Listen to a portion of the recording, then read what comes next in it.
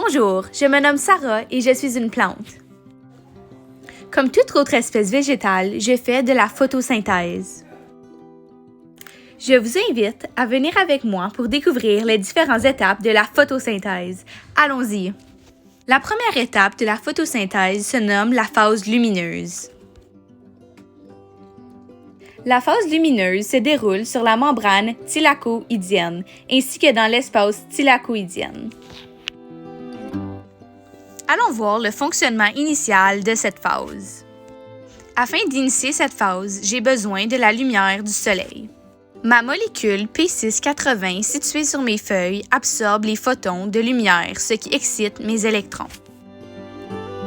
Une fois excité, mon électron quitte la P680 et se dirige vers l'accepteur d'électrons. Hey, il vole mes électrons!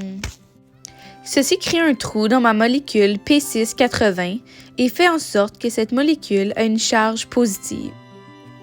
Puisqu'elle est chargée positive, une force d'attraction est exercée sur mes électrons.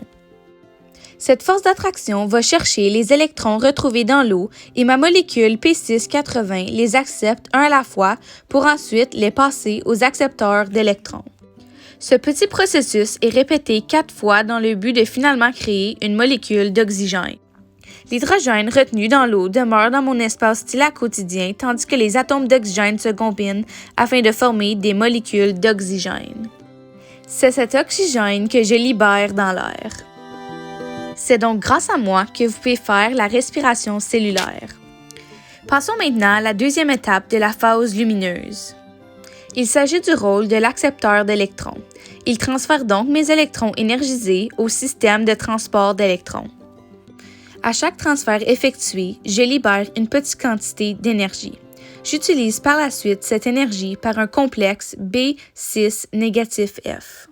Ceci me permet donc d'extraire les ions d'hydrogène du stroma et les faire traverser la membrane thylakoïdienne afin de les retrouver dans l'espace thylakoïdien. Après un certain nombre de temps, j'ai beaucoup plus d'ions d'hydrogène dans l'espace thylakoïdien que dans mon stroma. Ce pompage des ions d'hydrogène produit un gradient de concentration en ions d'hydrogène de chaque côté de la membrane thylakoïdienne. Inquiétez-vous pas, l'étape 3 est moins longue que les 2 étapes précédentes. Durant ces 2 premières étapes, la photosystème 1 a absorbé de l'énergie lumineuse. Cette même énergie sera maintenant transférée à ma molécule P700 où mes électrons deviendront excités de nouveau. Comme avant, mes électrons excités se dirigent vers l'accepteur d'électrons. Il est possible de perdre mes électrons durant le photosystème 1, donc mes électrons seront remplacés par ceux qui ont atteint la fin du système de transport d'électrons du photosystème 2. Finalement, nous sommes arrivés à la dernière étape de la première étape de la photosynthèse. Vous réalisez que je fais ceci 200 fois par seconde. C'est épuisant être une plante. Donc, mes électrons qui sont reçus par l'accepteur du photosystème 1 sont donc utilisés par l'enzyme NADP, réducast afin de réduire l'enzyme NADP+, et créer du NADPH. Les pouvoirs du NADPH seront utiles lors de la prochaine étape de la photosynthèse. Je sais que j'ai dit que c'était la dernière étape, mais je dois vous montrer comment je crée de l'ATP. Le mouvement de mes ions d'hydrogène est lié à la synthèse de l'ATP par chimiose. Puisqu'il s'agit de protons de lumière qui constituent à ma source d'énergie utilisée, le processus se nomme donc la phosphorylation. Mes ions d'hydrogène retrouvés dans le complexe B6-F du système de transport d'électrons sont pompés du stroma à l'espace thylakoïdien, ne peuvent pas retraverser la membrane par diffusion car ma membrane est imperméable à ces ions. Vous ne pouvez pas passer. À l'intérieur de moi, dans mes chloroplastes, il dispose une enzyme d'ATP synthase. Cette ATP synthase est donc insérée dans la membrane thylakoïdienne et permet aux ions d'hydrogène de se déplacer le long du gradient de concentration.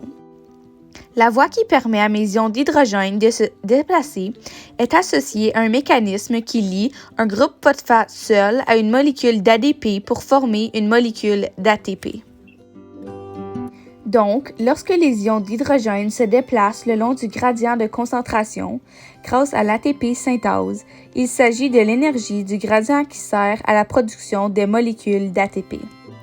Les molécules d'ATP que je produis servent uniquement à l'énergie que j'utilise lors de cette réaction.